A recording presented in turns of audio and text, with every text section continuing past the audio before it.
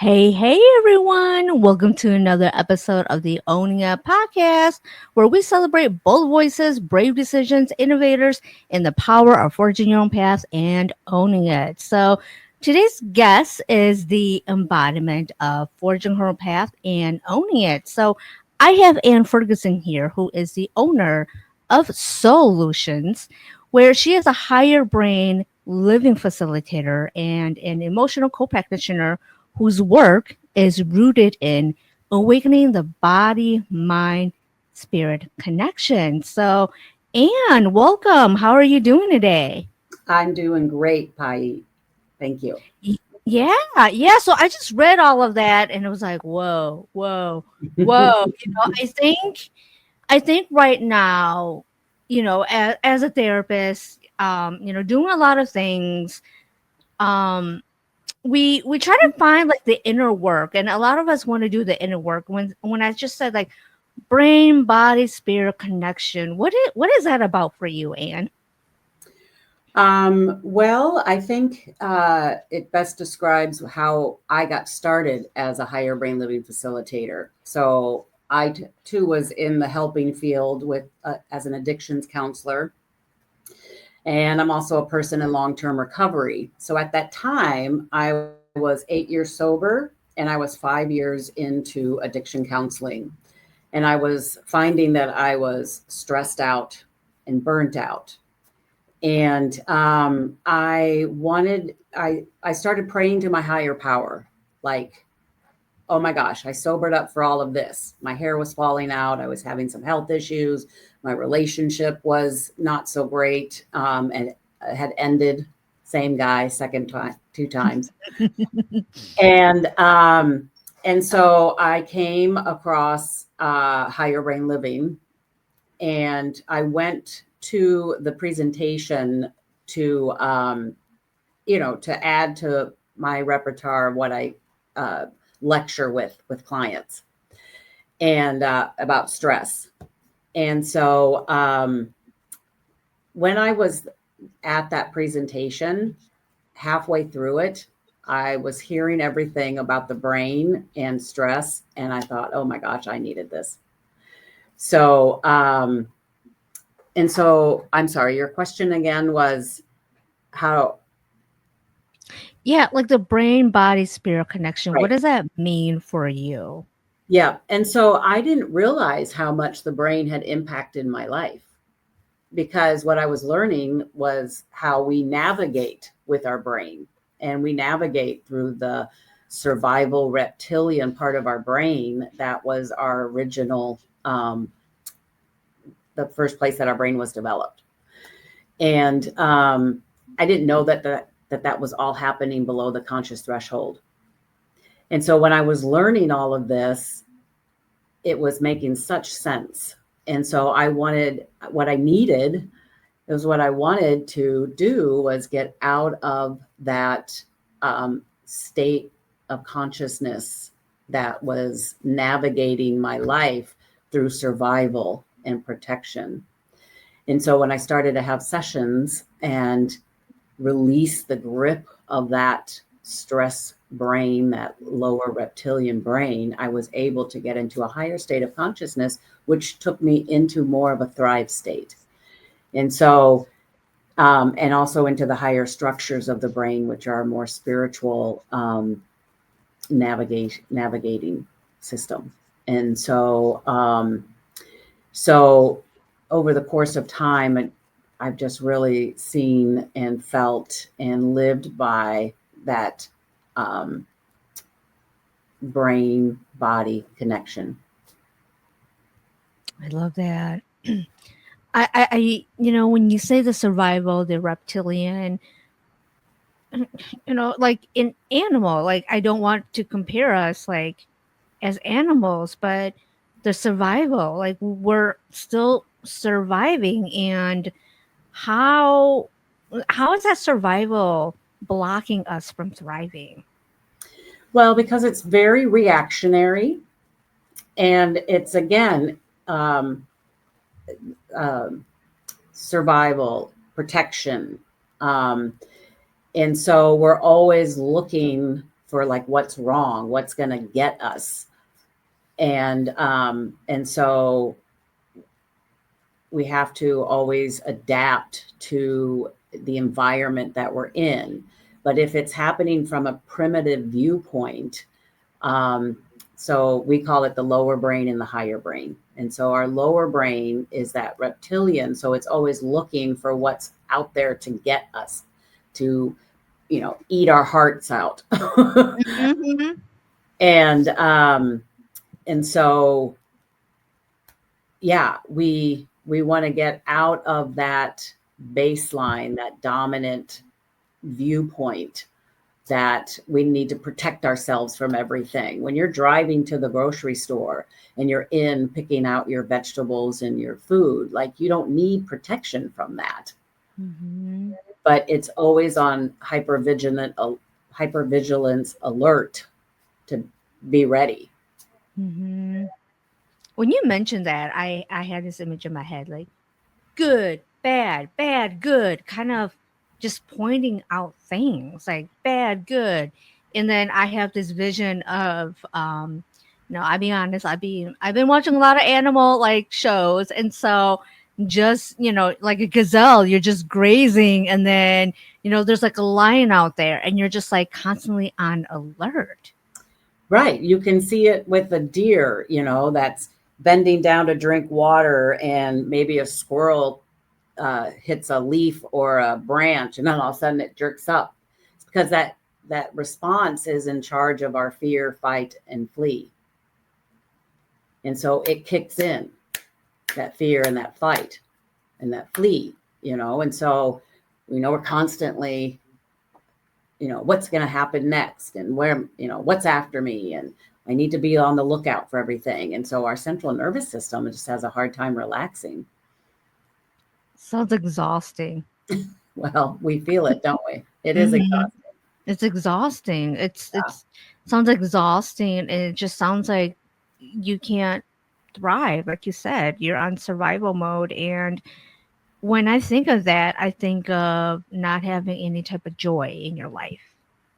Right, because it's hard to relax, and it's a challenge to be able to just allow and accept what's there as it is. Yeah.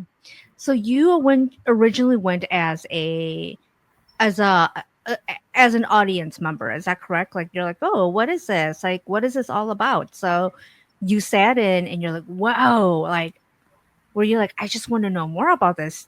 Did you automatically know that you wanted to be like a facilitator or no?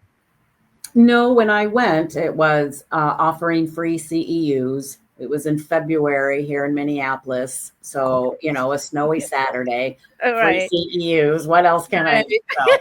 So let me go. Right. Um, but yeah, when I just started hearing about how the brain works and how that cyclical cycle of that lower brain keeps us in the same patterns that we've been utilizing, whether they're good for us or not. I definitely was like, oh, I need this because, like I said, burnt out, bad relationships, the stress was high. Like, I just needed something new. I needed to know. I just wanted more out of myself and out of my life. And so they were actually there doing a presentation to sign on facilitators. Well, even though I wasn't that happy in my life, I just always thought that an addictions counselor was what I was going to, be and do for my life. But it was so stressful. I couldn't see myself doing that for the rest of my life. And so I just signed up for sessions. But in my first session, I kept getting this mantra that I am a powerful woman. I am a powerful woman. And at the time, I was dating a new relationship, and, same problem, cheating on me, not getting fulfilled within the relationship. And so in that mantra, in the next days after, I was just really starting to stand in in my power of who I am as a woman, and as someone that was in recovery.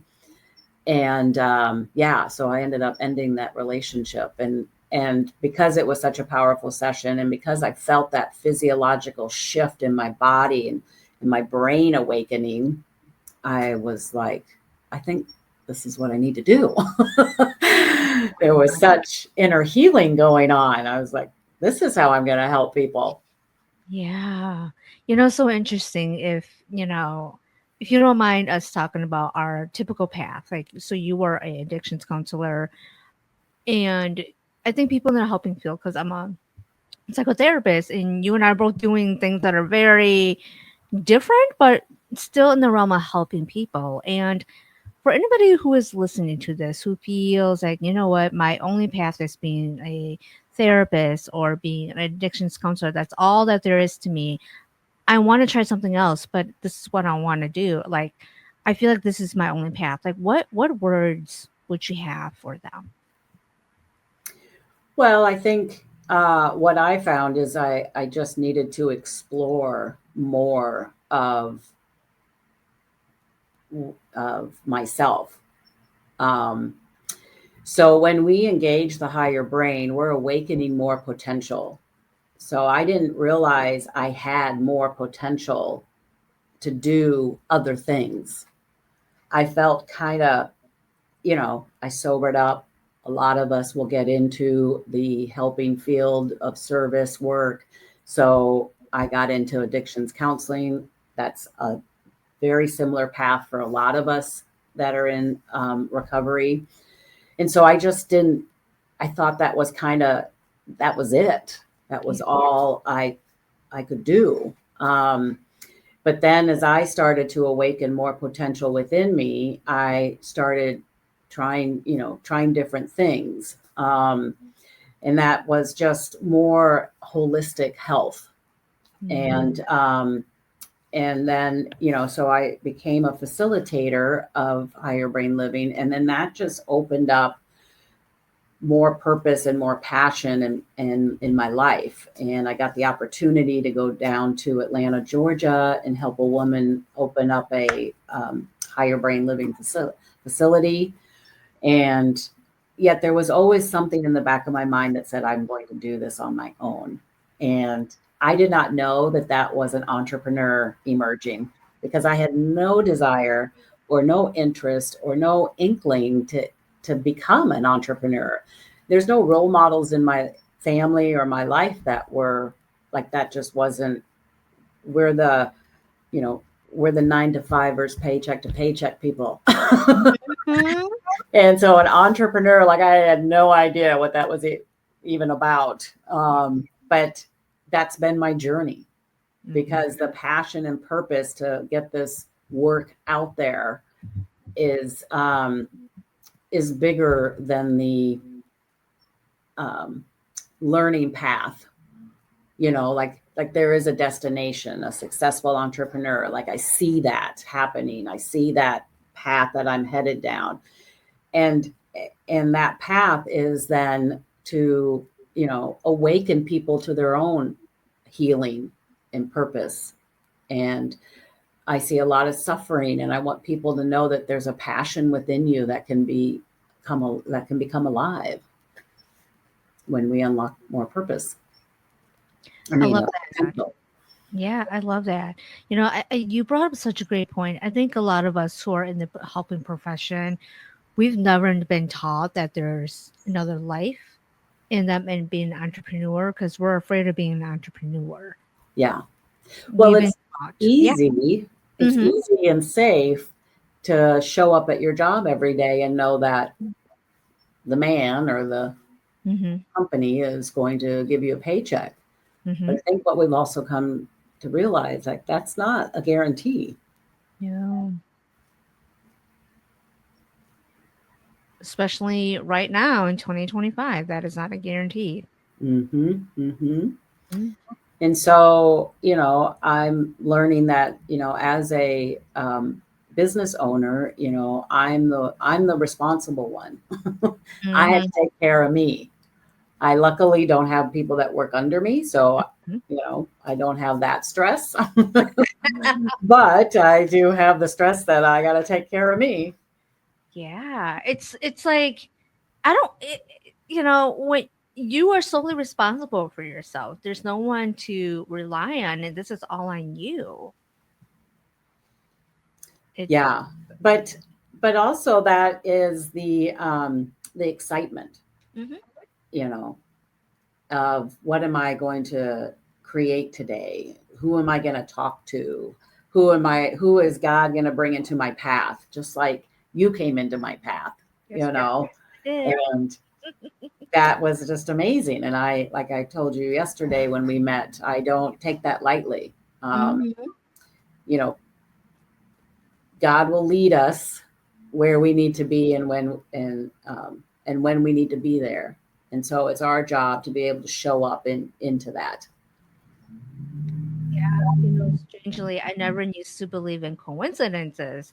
No, I always think that, oh, everything's a coincidence. Everything's a coincidence. Now I'm like, Hmm. whoa, it's not a coincidence. I meet certain people for certain reasons, and certain people leave for certain reasons. And yeah, and for anybody who's watching this, Anne was so gracious enough to offer me a session yesterday. And before we filmed, I was just telling her how my experience was, and it was something that I've never felt before. And I'm not just saying that to make Anne look good because Anne does look good. So, but it was very. I just was like, whoa, what is this? And I felt like I was in a trance, and um.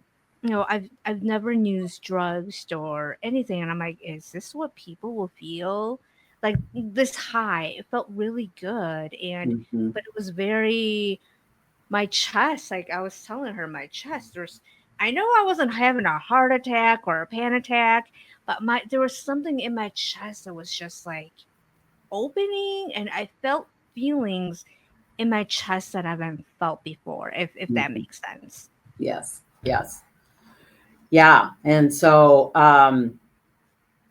so we get into a state, right? And it's a higher brain state. So that opening of potential is untapped. And so we're tapping into something we've never felt before, we've never been in before. And there's power in that because that's the power of our potential. And so it's some would call it bliss. It's the feeling of bliss. I was very blissful in my car. Yeah. Well, and not to say this as a person in long-term recovery and all that, but we have the opioids and the cannabinoids, everything in our own system. And so what we're able to do with higher brain living is awaken that.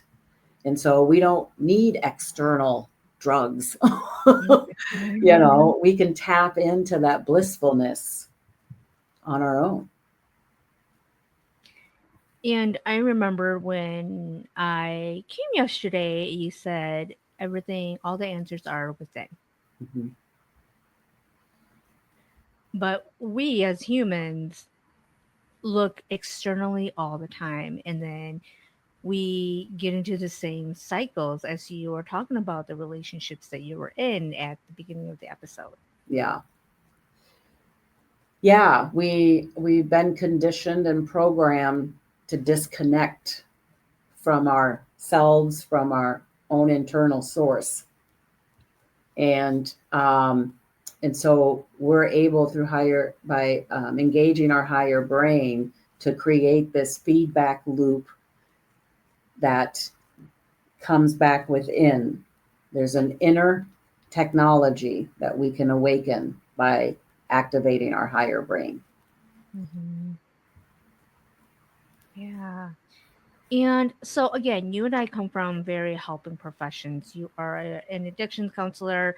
My work consisted of grief loss and trauma. And what what type of clients come to you? Are the type of clients that come to you, are they the ones that have tried everything and are finding like, you know what, I want to come and try this? Like, what kind of clients come to you? Yeah. Well, it's the seekers because we're, just like how I found it, I was seeking relief. I was seeking more clarity. So my clients are stressed and they, as they're searching, they they see about the brain work. They may come across the Higher Brain Living um, website. They feel stuck. A lot of times, my clients can be at a crossroads and they don't really know which way to go because our conditioning, our programming has us with self doubt or yeah, we're just at this crossroads, kind of like I was, Mm-hmm. where, can I do this for the rest of my life? What can I do? Like trying to just get some clarity around who we are, where we're going, what's the opportunities out there, what's the possibilities out there. So clients are stressed, stuck, or seeking. That sounds like a lot of us, except a lot of us are not seeking. A lot of people are at the acceptance. Like, this is just life is. I mean, Yep. we've been told all of our lives that's just how life is. What do you want more? And when you want more, you're told that you're weird and that you need to suppress. Yeah. Yeah. Just keep doing what you're doing. Everything's okay. When internally, it's not okay. You're like, no, it's not. I can't do this another 35 years. I remember having that conversation with myself, Yeah. driving by, watching retirees living their life. And I'm like, I'm supposed to wait till I'm 65 to like to be like them. I'm like, Yeah. I can't do this. I'm 30, I'm 32. I can't do this another 35 years. Yep.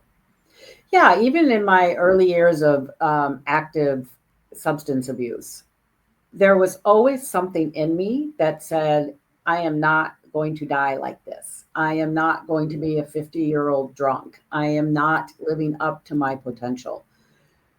And so when I finally got sick and tired of that misery and being sick and tired, I got sober. So there was that evolutionary pull inside me that said, "This is not your potential." Being an addict, being an alcoholic, and so I got to a place where I was ready to make change. And then 8 years sober, 5 years into my career, there was something in me that's like, oh, there's got to be more than just this.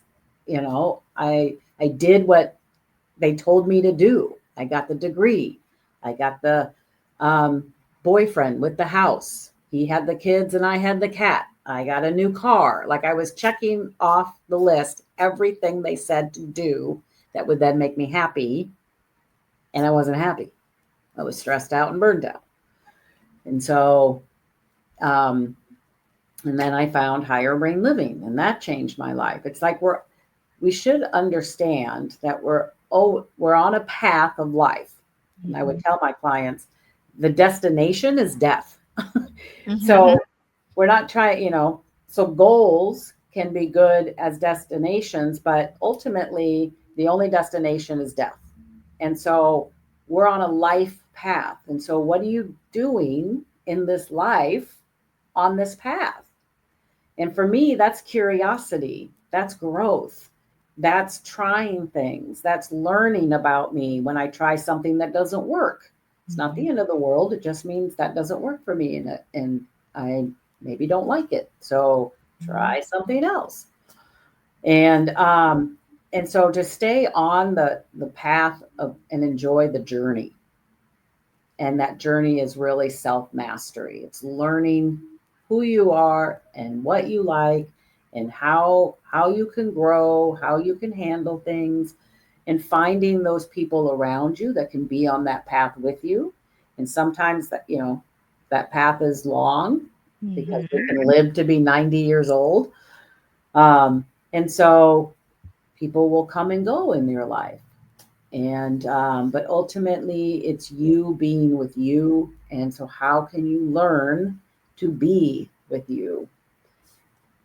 And for me, I have found that activating that higher brain and getting rid of the stuck emotions that have happened because I may not have been able to process my life or this journey all at that time that something may have happened. So I have a tool of emotion code to get rid of those or release those emotions that are stuck. And I have my higher brain to continue to unleash more potential so that I can just keep evolving and keep evolving and keep evolving and and see what unfolds. Like I don't know who I am at my most potential. Mhm. So I'm always stepping into that.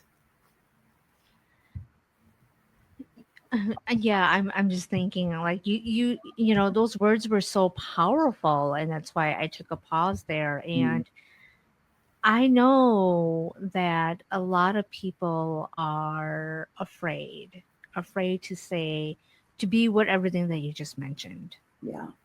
And when you started on this journey, did you have like the support, and did people think that you were like, what are you doing, Anne? Or was it like they were like, wow, Anne, good job? Like how was the reaction? Because when you forge your own path, when you own it, I've learned my personal experience and from other people, it can be kind of lonely because everybody thinks like, what are you doing? Yeah. Well, because you're changing, right?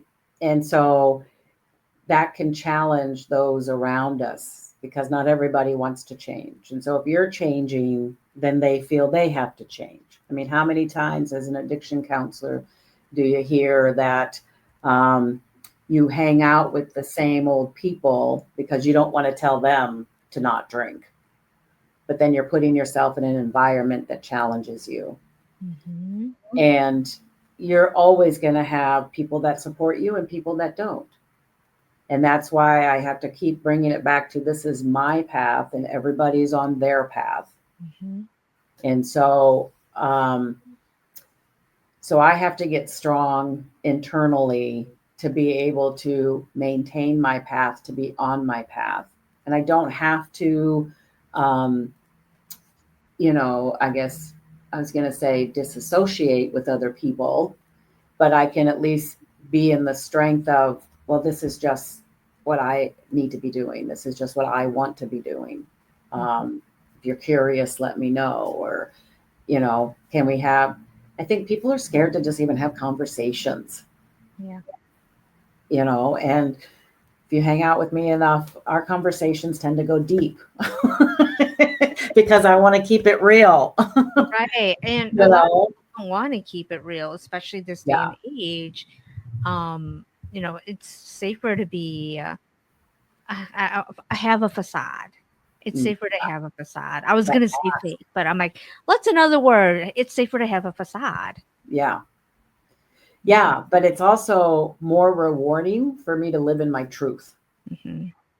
And that's what I hope that I'm helping clients do is not only live into their potential, but find the truth within that can satisfy them because we're so dissatisfied out there Mm-hmm. and we don't know what we want or we don't know what we don't know.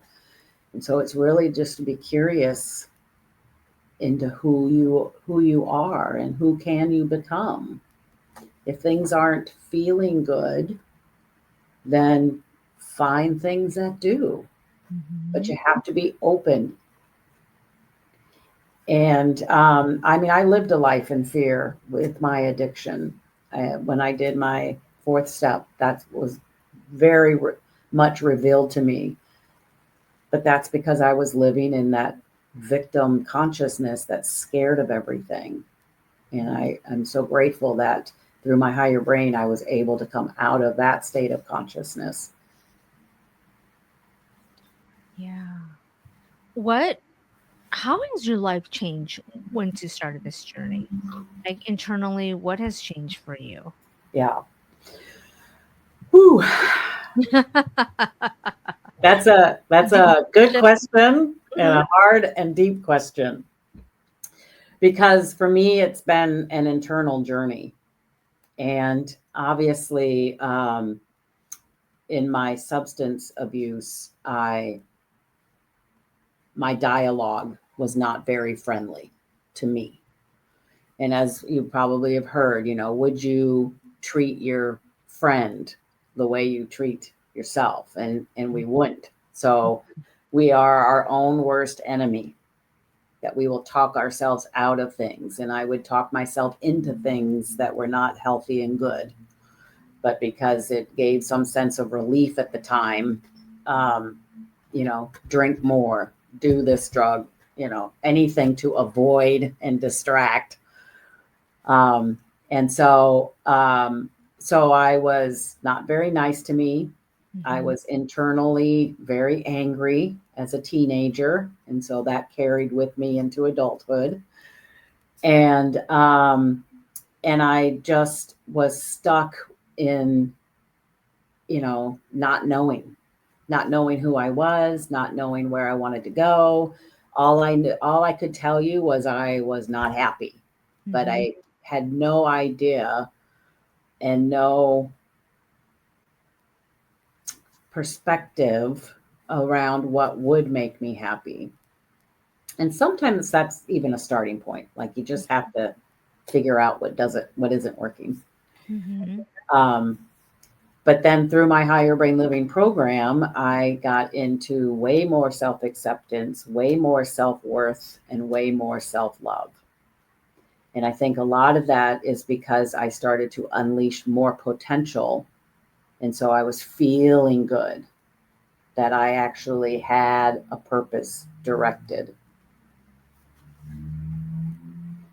I, And yeah, yeah, I no, was go just ahead. gonna say, I think your story is not, it's very like typical, where we're told that, hey, you know what, you're an angry teenager, you're supposed to accept this. It's like, I don't want to accept this. And I turn to these maladaptive behaviors to cope. And what happens, like, what happens, like, am I just gonna live my life like this throughout Yeah, my life?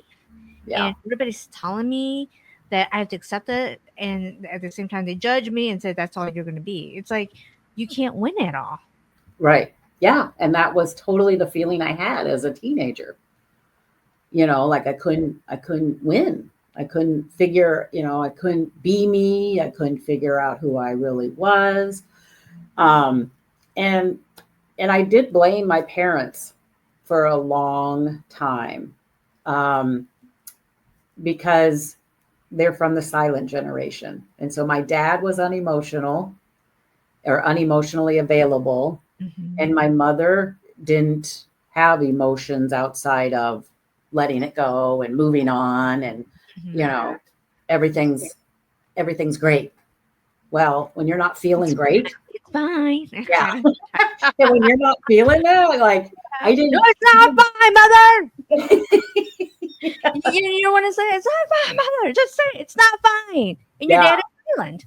yeah, Hmm. yeah. And it's just like I had no emotional intelligence because I wasn't allowed to express my emotions, or when I did, they didn't know how to handle them. And so, I was just this emotional roller coaster. And then you add in the hormones. Well, Hmm. there was the roller coaster ride. I always think back of my poor father. He had a teenager and a wife in menopause. I'm like, no wonder he went golfing all the time. Oh, check out. Yeah. So it's really, for me, it's been a journey of emotional intelligence. Like I remember in treatment when I was getting sober, like, and they handed out the emotion chart, and I was like, what? I didn't even know there were this many emotions. I was either super excited or very depressed. So my recovery was all about identifying new emotions and being into them, or leaning into them. And then in higher brain living, after 8 years of sobriety, I was able to energetically balance out those emotions and really embody what they felt like. and live them as a self authentic expressed human. You pointed out something like emotions. We talked about this, like suppressing your emotions. Like we've been taught to suppress our emotions, and what like what happens when we start like saying, "F that! I'm not going to suppress anymore. I'm going to express how I feel. I'm going to allow myself to feel." What happened for you when you allowed yourself to feel? Yeah. Well, so when I first got sober, I had LASIK eye surgery because I wore glasses. Obviously, 20 years later, that's worn off. But I knew I was going to cry for the first 6 months because, again, I had no idea about emotions, and so I think that's where we get the bad rap that I don't want to feel that, it's too painful. But we so grief, and as you are a teacher in that, and I would tell my clients, so grief is the process. So we always can have one door closing and another door opening, Mm-hmm. but there's a process when that door closes before we can walk through the next door, and that is grief. And so that's not a bad thing because we need to process life. We need to walk through the process of ending and beginning. Mm-hmm. And so we have to learn to feel that and not be attached. See, I think that's where people have the hardest time because we get so attached Mm-hmm. to things. And in the spiritual world, we want to let go of that attachment. Mm-hmm. And that could be a whole nother podcast that we do. Right. But yeah, so I've had to learn in my spiritual journey that I have to feel, and that's what makes me human. And that also is how I experience this life, is through this vessel that feels what life is happening. Mm-hmm. So if there's a breakup, then I just feel that loss, but I'm not lost. And, again, allowing myself that process. And what I've loved about higher brain living that I was explaining to yesterday that you kind of felt is we get to a place where that feeling isn't so deep Mm-hmm. or for so long. So now I know that my process of evolving and going through the grief doesn't take me down like it used to when I couldn't manage my emotions. I could have 2 weeks of depression before I could get back up. And so now I may get a trigger or I may get a thought that's, reminds me, like my cats that aren't around anymore, I'll get a thought of them. And instead of getting into that depth of, oh my God, I can be like, oh, yeah, I remember that. Or, my process can be quicker, more Mm-hmm. expedited. Um, and I can feel the feels and I can move on.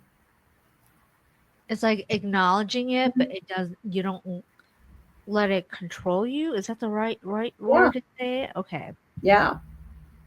Yeah. I acknowledge it and I feel it for what it's worth right now.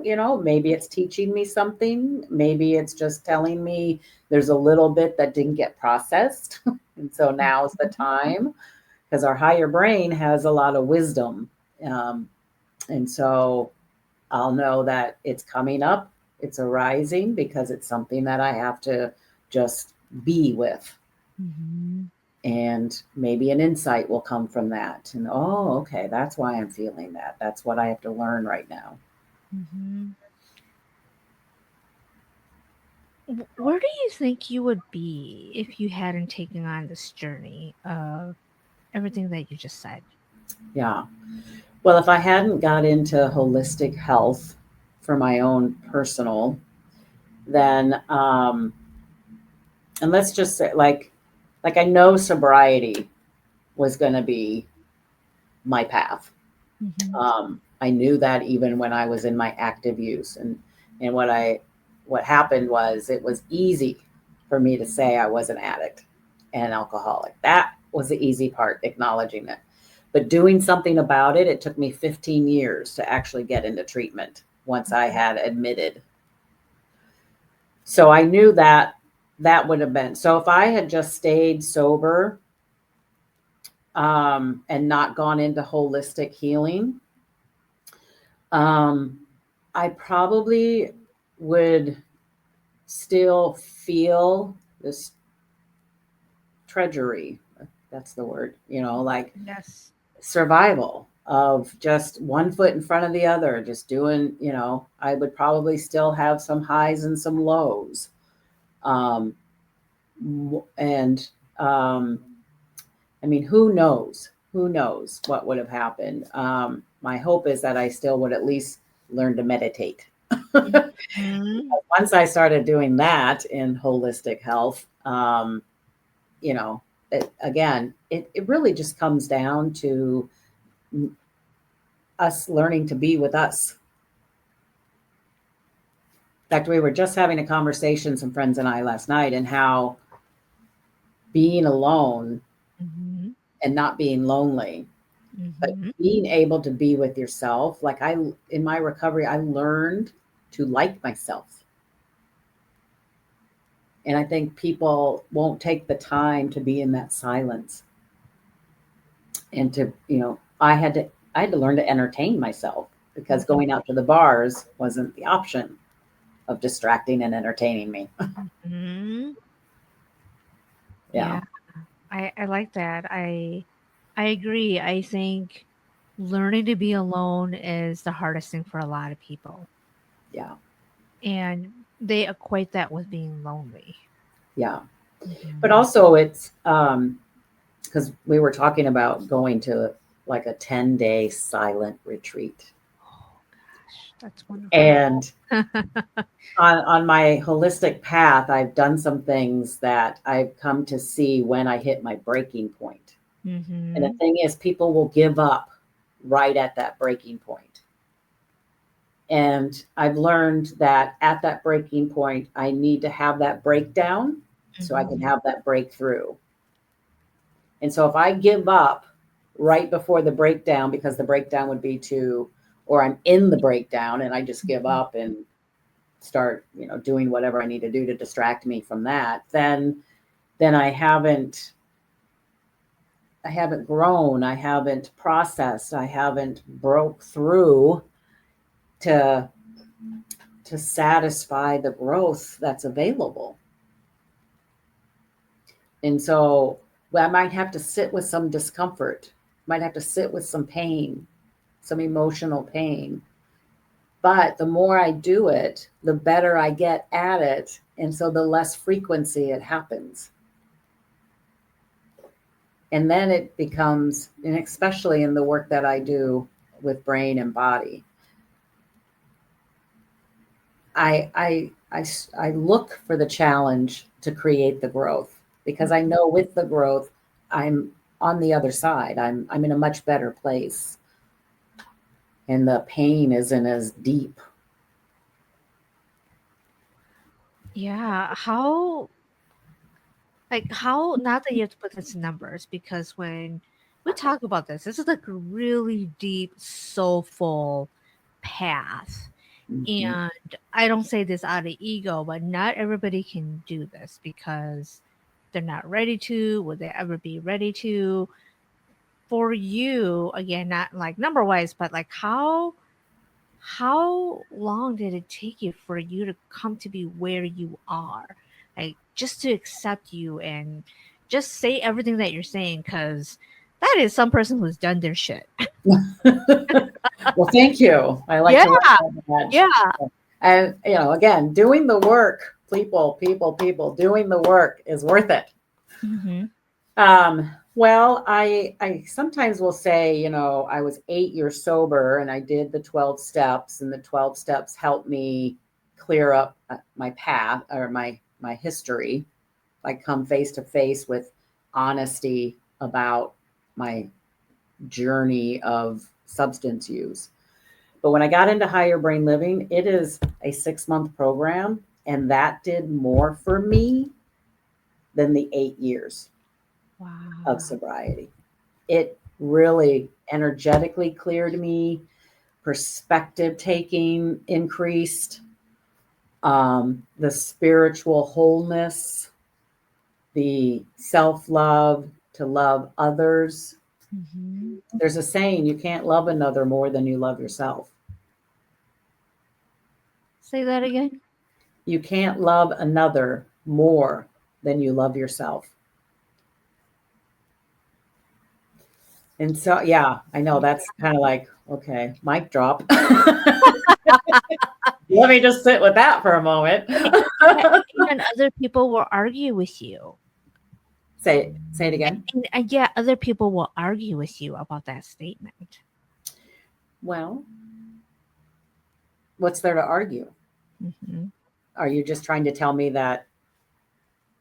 I think people get riled up when there's a truth, Yes. a truth they can't face. Yeah, You know, I agree with you, and that's why I said other people would argue with you. Well, I don't believe in that. I don't believe in that, and they'll try to explain. But I totally agree with you. I agree with you, and there are those who are like, no, that's not true. That's not true at all. well, we're conditioned to be codependent and people pleasers. Yes. And so I get it. I get Yeah. that they can't get that Hmm. because they're maybe trying to please other people first. And we hear it a lot, even on the airplanes. You put your mask on first before you can help another. Hmm. And so when I came out of higher brain living certification training, knowing how stressed out I was and how stressful the jobs are to be of service in mental health or substance use, Hmm. I really wanted to help the helpers, heal the healers, because I think it's so important for us in the service work to we've got to work on ourselves first Hmm. so that we're not the hurting people, or the unhealthy helpers helping unhealthy people. Like we've got to take care of ourselves, do the work. And we see what happens when unhealthy helpers go help people who need help. We see what happens. Yeah, well, it's yeah, it's not working. It's not working. It's not working. And you're right. Helpers need helpers. And you and I are doing this for a reason because we see how much the helpers need help and what happens when the helpers don't get help. Right.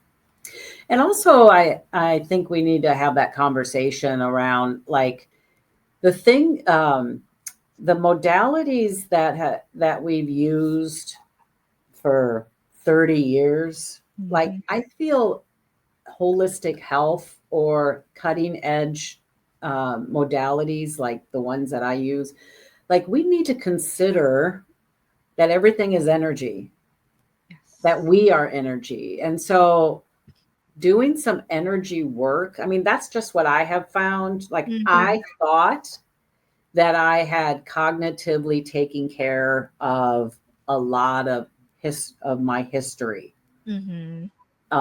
with the self abuse and all that. And until I got, you don't know what you don't know.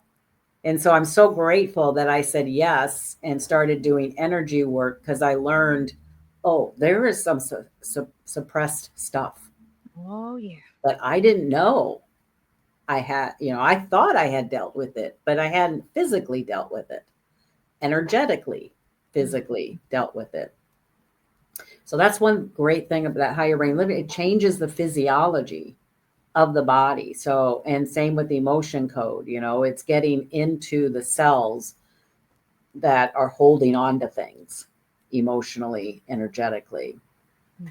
I Mhm. mean, in my first emotion code session, an event in my in 20 when I was 26, I packed up my car and moved from Tennessee to Seattle, Washington. And I had on my first day out, this young girl, money in her pocket, no idea where she was going to stay or work or do, just got on the got in the car and got in the road.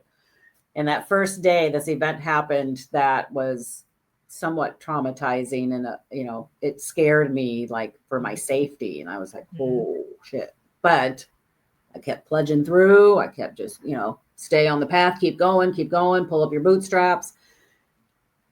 And so I think this was less than a year ago when I had this emotion code, and a memory of that I had not thought of that incident in 30 years. Mhm. And it came up, and an emotion was getting released. And I realized that, oh, I cognitively thought that I got over that, but I did not process it all Mhm. because it was so overwhelmingly traumatic that I had never experienced. And so I processed what I could and stuffed the rest. And then luckily through emotion code was able to release that. So we just don't know what our body is holding on to. You mentioned files, and I joined an EMDR, and we talk about files, how our brain is filing all these events, and then we do, you know, um, a session. It's like the file is out. It's so old, and then you find this file that you thought you filed it away forever. Mm-hmm. Yeah, does EMDR, like, that would be your subconscious that's Hmm. holding on, or that's taking everything in. And then your conscious is processing it, but it can't sometimes process all of that truth and all of that understanding. Yeah, and we're told to put all that away. We're told to put all of that away. And so I think you and I talked about this too, like therapy. A lot of therapy is talking about the Mm-hmm. past and higher brain living. You don't talk. So for people who don't like to talk, is this like a good way for them? Well, yeah, like I said, the higher brain has the wisdom to pull up what needs what needs to be released energetically. Mm-hmm. And so, I mean, you can talk about it, but I think a lot of times we've put in stories Mm-hmm. around our experiences that tends to have us hold on to them.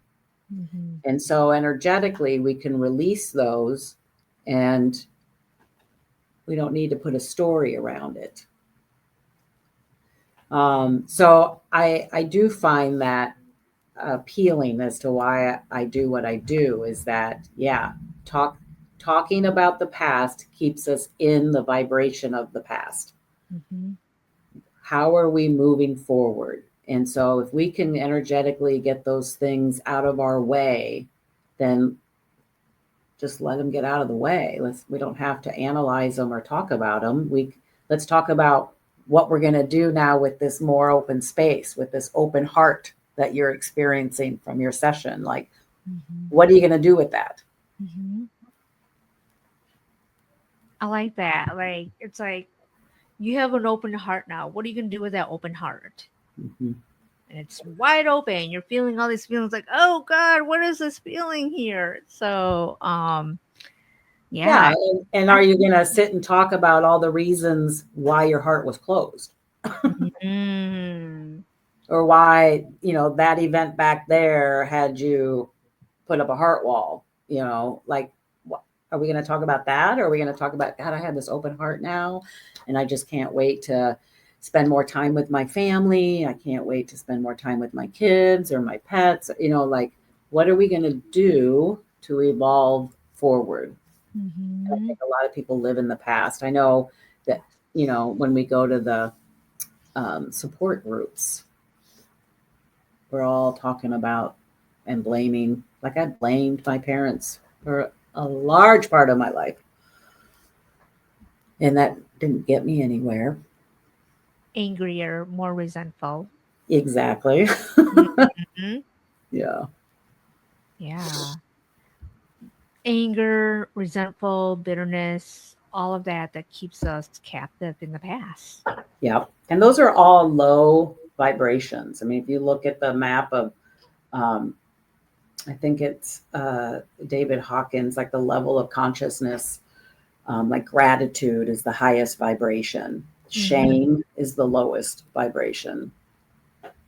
And so we always want to be working up that scale, which means we have to release those lower um, frequencies. Yeah. And shame, oof, and that's a feeling that we've been conditioned to have. Yeah. And some of us baby boomers were raised in that, Hmm. Yeah. unbeknownst to our parents. Like, I always say they didn't, I didn't come with a book on how to raise me. They didn't know what they didn't know, and they were doing the best they could, but I wish they could have, like my mom will always say, we didn't know we had options. We didn't know, to think this deep. So good. That means we've evolved. Yeah, we've evolved. But We've evolved a lot. because you suppressed your emotions, because you didn't talk about this, that's kind of why I do what I do now. Right, right. Our parents really have a big impact on what we do. Yeah. Mm-hmm. Well, our environment does. Yes, yes, yes. Yeah. I want to be mindful of your time. And what are the things you feel that is important to know about higher brain living? Um, what's important to know about higher brain living? Well, I think that um, we as humans have more potential. You've heard we only use 5 to 10% of our brain's potential. Hmm. And so higher brain living can tap you into that other 90% of your potential. And I really want people to learn, feel, understand that there's more to you than what you're presented with right now. And so we need to awaken that prefrontal cortex. We need to awaken the inner technology that is more evolved coming from our newer evolved part of our brain. And so, I mean, you can do that in other ways, but higher brain living is a quantum leap to Mm-hmm. get that done. And we are kind of an instant gratification society, and so this is the quickest I can do it. Faster and faster, faster. Yeah, activate the brain, activate the prefrontal cortex. Keep doing it. When you say that, I imagine like in a computer, like you need to upgrade, honey. Like, let's Right? upgrade that brain, like restart it. Did you restart it? Okay, it's time to upgrade it. So when Yeah. you said all that, I'm like, okay, it's like upgrading. Yeah, Yes. upgrading that brain Yep. And from then 98 Windows to like 2005. yeah, yeah. Mhm. And then emotion code will help us to get any stuck lower vibration emotions that are holding us back from reaching or standing in that potential. Mhm. Because as we get into the potential, we might get triggered, and so we're in the part of the brain that can process that, but we also need to energetically get those emotions out of the system. Mhm. So I've because both of these can stand on their own. Yeah. So if you're not ready for that quantum leap, we can at least clear the negative emotions that are in the body, and that's a good opening to get to where we want to go for that quantum leap. So these two have been a real good marriage for each other, even though they both stand alone. And we as humans have more negative than positive emotions. We've been taught to have the negative emotions. We've been Yeah, conditioned to have the negative emotions versus the positive. Yeah. Well, if you think about it, that is how our brain works. That lower brain, that primitive brain, is looking for what's wrong so that it can keep us safe. Mm-hmm. And what we want is to release the dominance of that. So we want the lower brain to work when we need to be protected, but we don't want it navigating or running our show. We Mm-hmm. want the evolved part of our brain that's part of potential. So I always say, you want to live in the prison or do you want to live in potential? Mm. Yeah. I was gonna say something kind of like related to that, and I lost my train of thought here. So I'm just like listening to everything you said. I'm just like, wow, yeah, yeah. And as someone who is finding herself too, and I listen to you talk. I'm like, I just wish people would be seeking. Like, I wish people would seek, Yeah. but you can't make people seek when they're not ready to seek. And some will never be seekers, and you can't make everybody seek. And for those that have sought, have they given you feedback on what has changed in their life with your clients?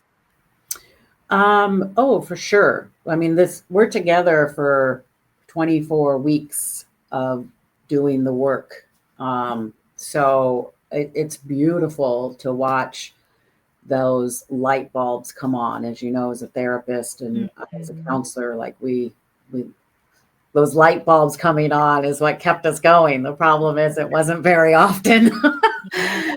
And through my program, it happens often. I mean, weekly. They're coming in, and I have a client that noticed early on that he wasn't reacting to his kids, because we get frustrated, right? Or he had some anger issues in the past, and so that was dissipating. Um, and just I had another client that, when she came to me, had 3 years of a deep depression and got suicidal ideation, and moved into a new apartment and had not even unpacked anything. And well into halfway through her program, she was starting to make her home a home. She was starting to have the power within of, liking herself again. Um, so gosh, just really feel like you're saving lives with that. Um, and so clients often are just getting calmer. So they're starting to just calm the nervous system down and be calmer in life. So they're not reactionary. Mhm. They have more choice into how they respond, which I think is huge for the addiction community because we're so reactionary on autopilot. And I've had conversations where, normies or people in general, um, they have mechanisms to take the stress off, right? So that lower brain is our stress response to the world. And so the world is stressful out there. Mhm. And as somebody in recovery, I can't have a drink to take that stress off. Yeah. And so what happens when we shift into the higher brain is we're not navigating from that stress brain. The lower brain is our stress response. And so if I'm not navigating from a stress response, then I don't need to take that edge off because that edge isn't there. Mhm. And so that's just been huge in my own personal life. And a lot of my clients are feeling that too. Like they're more motivated to do the things they want to do. It's truly life changing. Mhm. Yeah. Mhm. Yeah. And last question for you. What does owning it mean for you? Oh, this is a good question. Um, I kind of wrote this down, so I want to make sure.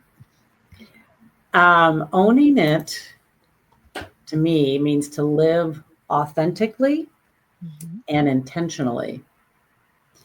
And doing that from a place of strength, courage, and an evolving conviction to make my life and the life around me better, easier, and more exciting and passionate. That was truly solution right there. That was truly solution. And sounds like you're doing wonderful, beautiful work, and you not only forged your own path and owned it, and now you are truly empowering other people to own their own path and to forge your own path and to own it too. Thank you. Yeah, thank you for all your work. And if anybody wants to know more about the work you do, what's the best way to reach out to you? And I will put this all in the comment box. Like, is it better to visit your website, LinkedIn, or all of that, or what is the best Yeah, way? all of that.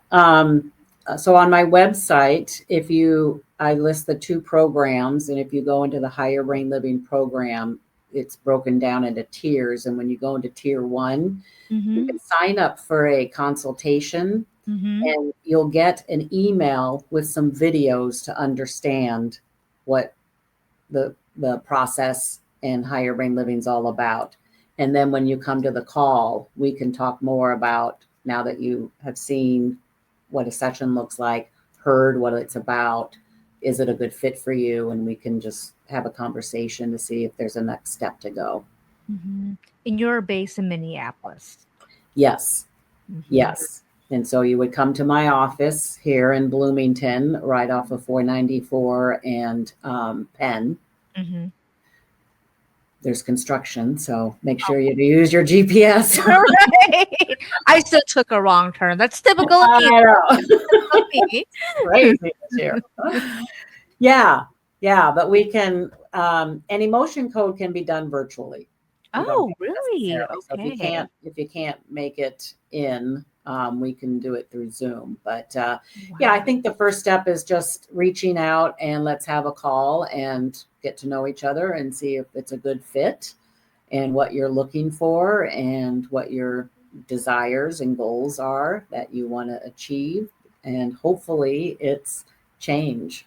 And I Hmm. know change can be scary, but if you're staying the same, that's not fun either. No, no. I think there's a song about that. You can choose to change or go. Oh gosh, it's the Cars song by who's that singer again? Oh my gosh. Should I stay or should I go? No. I Huh. I remember don't. all of this like after. I'm like, oh, that Yeah, yeah. Chapman. Yeah, like should I stay or should I go? Tracy Chapman. I Yeah. think that was one of her words in her song Cars. Yeah. And yeah, you got to make a choice here. So Yeah.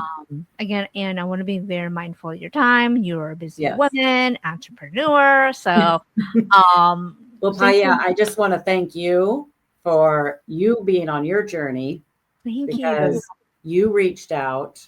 So you're seeking. Yes. And as I've told you, I think our higher brain leads us to where we need to be Mm-hmm. when we're ready. Yes. So we just have to make sure the lower brain isn't talking us out of being ready Mm-hmm. when we're it's best to say yes and learn than to say no and not get anything or anywhere.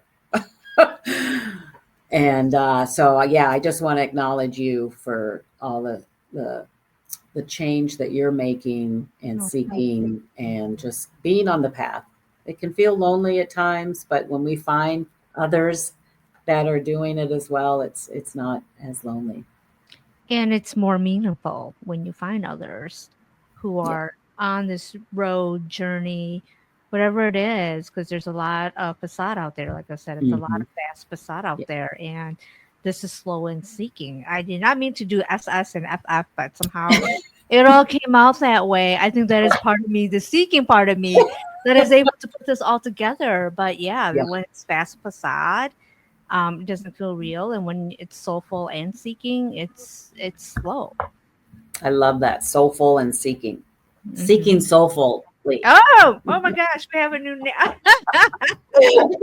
We better go now before we go down some rabbit holes. Thank you, Anne. And I'm going to put all of Anne's information in the comment box. And for those who are new and enjoy this episode, please hit the like and subscribe button. But otherwise, Anne, I knew you're busy and it was so nice to meet with you. And I know this is not the end for us. So Yeah. take Thank care, you. everybody, and have a wonderful day. See Bye. ya. Bye.